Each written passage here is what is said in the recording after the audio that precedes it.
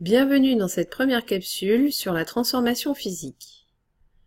Nous allons nous intéresser dans cette capsule à la modélisation de la transformation physique. Quels sont les états de la matière? La matière peut se trouver sous forme solide.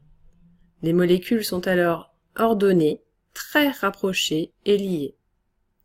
Elle peut être à l'état liquide. Les molécules sont désordonnées, rapprochées et peu liées.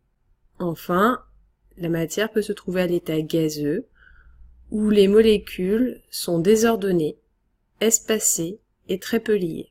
Intéressons-nous au changement d'état physique. Lors d'un changement d'état physique, l'agitation des molécules change et l'arrangement spatial des molécules évolue. Comment nomme-t-on les changements d'état physique? Le passage de l'état solide à l'état liquide s'appelle la fusion. Celui de l'état liquide à l'état gazeux, la vaporisation. Enfin, le passage de l'état solide à l'état gazeux se nomme la sublimation. Le changement inverse est la condensation. Le passage de l'état gazeux à l'état liquide se nomme la liquéfaction. Enfin, le passage de l'état liquide à l'état solide s'appelle la solidification. Les noms des changements d'état sont à savoir par cœur. Comment écrire un changement d'état? Prenons l'exemple de la fusion de l'eau.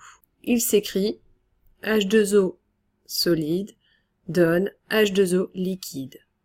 On note l'état de chaque molécule entre parenthèses. Dernier point de cette capsule, la distinction entre la fusion et la dissolution.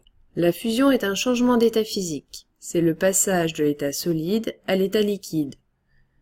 Lorsque, par exemple, le sucre devient du caramel.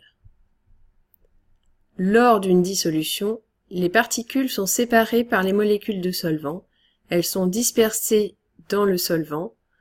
C'est le cas, par exemple, du sucre que l'on met dans le café. Je vous dis à bientôt pour une prochaine capsule.